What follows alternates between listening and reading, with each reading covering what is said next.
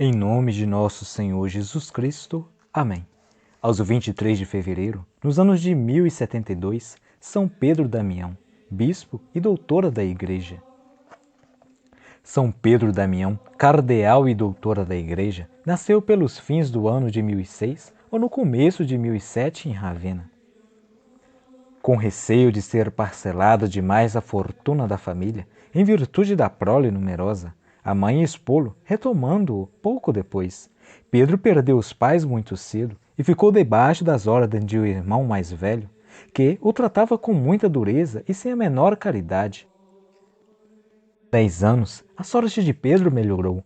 Um outro irmão, também de nome Damião, que era a ser prestes em Ravenna, recebeu-o em casa, introduzindo-o no estudo das ciências, e foi para ele um pai carinhoso. Para mostrar-lhe a gratidão, Pedro adotou o cognome de Damião. Durante alguns anos, teve por professores esse irmão e um outro sacerdote. Mais tarde, continuou os estudos em Faenza e Parma. Nesta última cidade, e depois em Ravenna, exerceu o cargo de professor. Em todo este tempo, se lhe realizou na alma grande mudança. Tendo 28 anos, fez-se monge do eremitério de Fonte Avellana, na diocese de Faenza. Com dedicação, a mais extremada, trabalhou na sua santificação, lançando os alicerces de uma vida ascética, que não mais largou até a morte. Diversos outros mosteiros convidaram a Pedro para pregações e para reformá-los em seu espírito.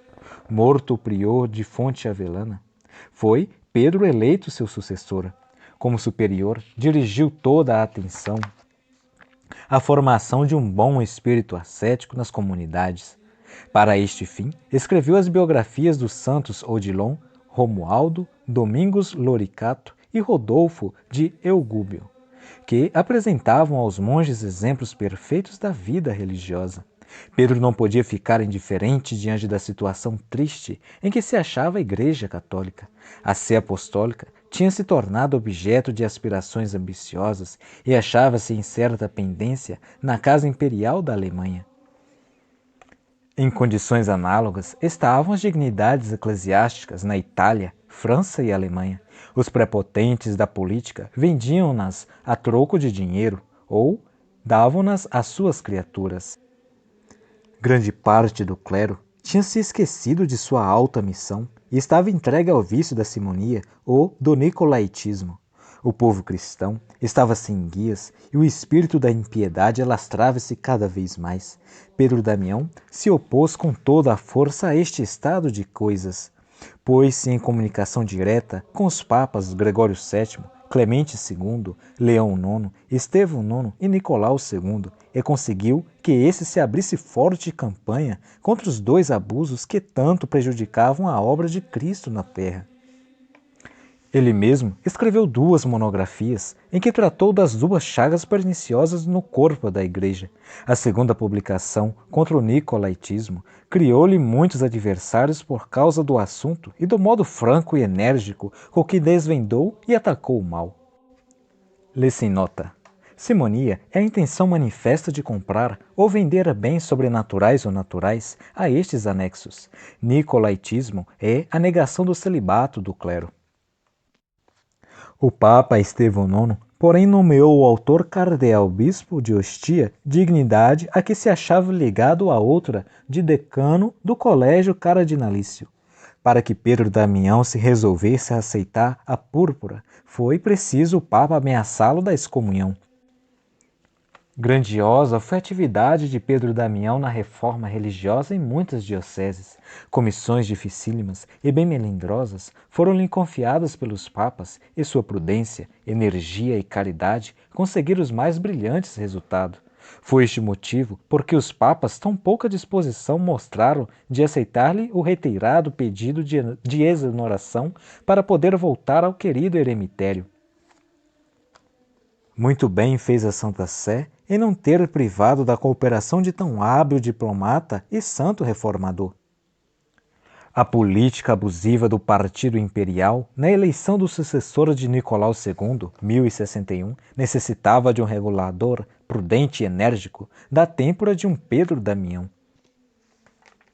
Em muitas questões difíceis e melindrosas, quer entre diocesanos e autoridade diocesana, quer entre religiosos e bispos, era-lhe decisivo o arbítrio. Tendo 67 anos de idade, foi enviado a Reichstag de Frankfurt para, na qualidade de delegado pontifício, protestar contra o projeto do imperador Henrique IV de divorciar-se da legítima mulher. O arcebispo de Ravenna tinha incorrido na excomunhão e morrido sem absolvição. Reinava na cidade forte animosidade contra Roma. Pedro Damião acalmou o espírito e restabeleceu a paz. Foi esta última obra do santo na sua vida. Ansioso por procurar o merecido descanso em Fonte Avelana, morreu na viagem em Faenza, no ano de 1089, tendo 83 anos de idade. São Pedro Damião é enumerado entre as figuras clericais mais eminentes de todos os tempos. Foi grande como sábio, religioso, sacerdote e cardeal.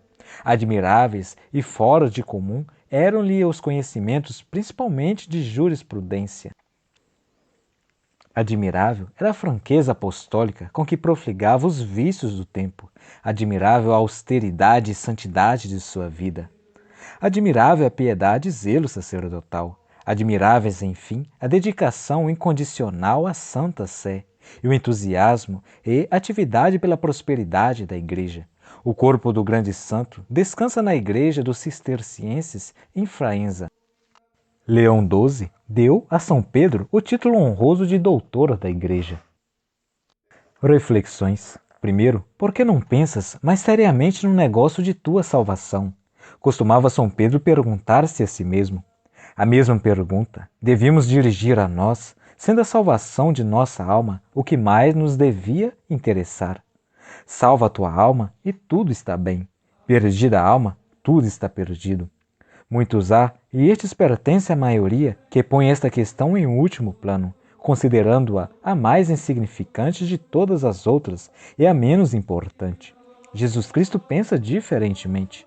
Marta, Marta, disse ele à irmã de Maria, estás te preocupando com muitas coisas, quando uma só é necessária. Lucas capítulo 10, 41. A salvação da alma é, de todos os negócios, o mais importante. É o negócio dos negócios. Por isso, merece nossa maior atenção, o máximo cuidado de nossa parte.